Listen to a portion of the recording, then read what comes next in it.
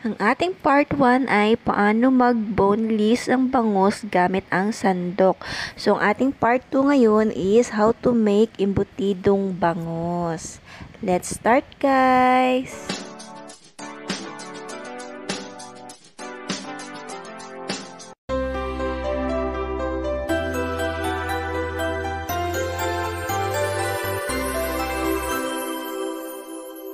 Ito na yung ating na boneless na bangus, guys. Ito na siya. So, kailangan nilagay na natin sa kawali. Nilagyan natin ng kalamansi at tuyo para pampalasa. Salang na natin sa mahinang apoy lang po para hindi siya masyadong mabigla.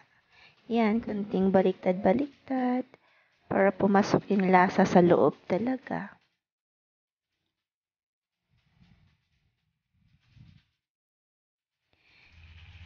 Yan na, guys. Nakulo na siya. Totoo na, guys. Mahimayin na natin. Tanggalin na natin yung mga buto para masarap kainin. Yan. Mahirap, matrabaho, pero masarap. So, meron tayong giniling na baboy. Asin. Pamintang durog. Pickles. Toyo. Oyster sauce. At pasas. Meron tayong bawang, sibuyas. Cheese. And 2 eggs. And guys, and patatas. Beans. Bell pepper. Carrots, niyad-yad na din. Ito na yung balat ng ating tinanggalan na laman. So, binabad natin siya, guys. Ready na ang ating mga sangkap para sa ating embutidong bangus. Yan. Ganun lang siya, guys. So, kailangan may karne siya para meron tayong malalasahan na ibang plasa. Ganyan magluto si Ate Gemma. Santo Niño. Ganyan na ganyan. So, guys, sure ball, masarap na masarap yan, guys. Kasi si Ate Gemma talaga is magaling magluto. Yan ang tagaluto talaga namin tuwing may occasions. Yan, guys. Let's start. Yan ay star margarine. Lagay natin sibuyas, bawang. Konting halo lang, guys.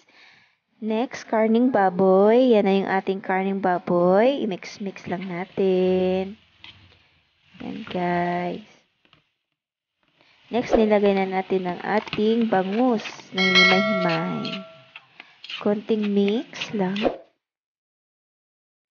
Patatas.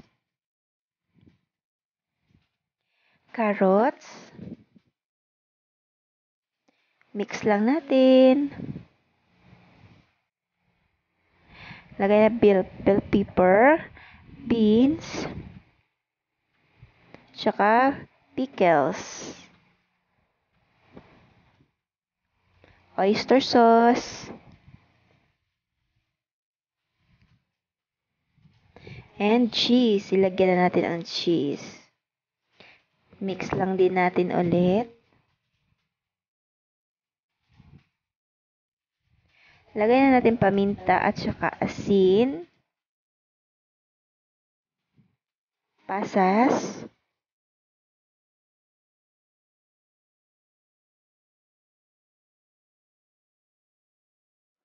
Halo-halo.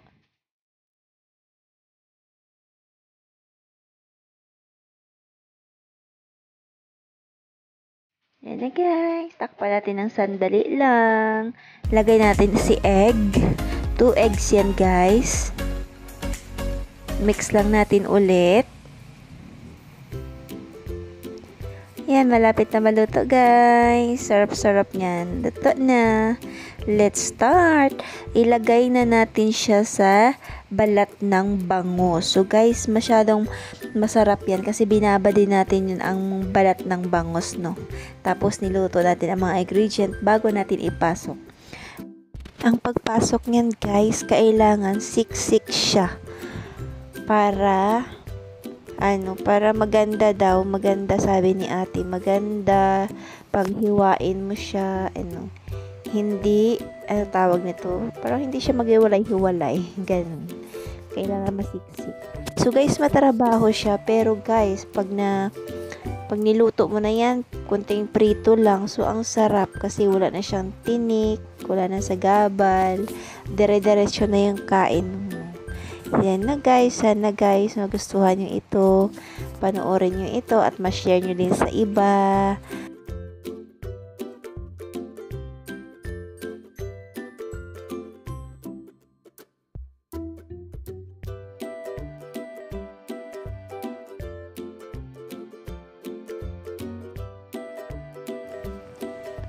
Kunting ingat din guys, gawa ng yung baka matanggal yung ulo. Yan, si ate, ingat na ingat yan si ate kasi pag wala na yung ulo, hindi na siya kompleto. Kailangan kompleto pa din siya. So, ang tinanggal lang dyan is kaliskis at yung mga bituka-bituka ng bangus. Pero, yan pa rin siya. Tinanggal lang natin, tapos lagyan lang natin ng pampalasa, lulutuin lang natin siya at ibalik na rin natin sa loob. Diba guys?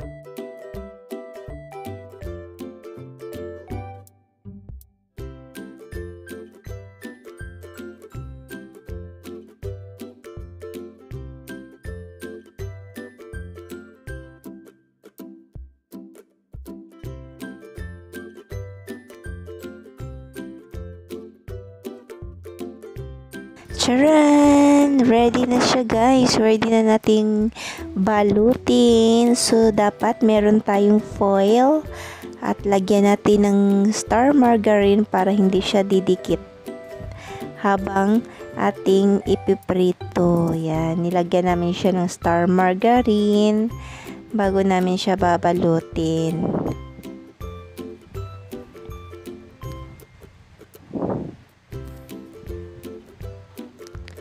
Yan, lagay na natin ang number 1 bangus.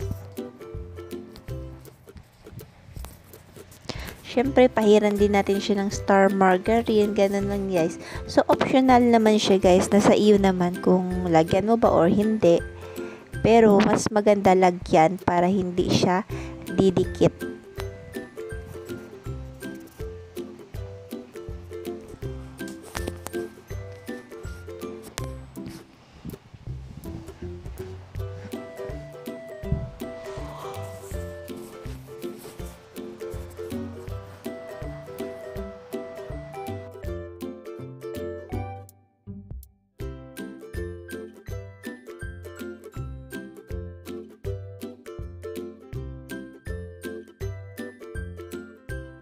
Charan! Nabalatan natin guys. Yan na yan guys. So optional guys kung gusto nyo ilagay nyo muna sa ref bago nyo siya lutuin. So ngayon, naglagay na ako sa ref. So ngayon, kukuha ako ng isa at aking lutuin. Ayan na guys, nag-slice ako at iprito. Charan! Luto na guys. So na-slice ko siya na may foil pa din para pag hindi maubos, hindi siya maghiwalay-hiwalay pa rin. Nasa foil pa rin siya. Yan ang gusto ko guys. Na yung may foil pa rin siya habang in-slice ko siya. Optional naman yan guys. Depende sa inyo. So guys, thank you for watching.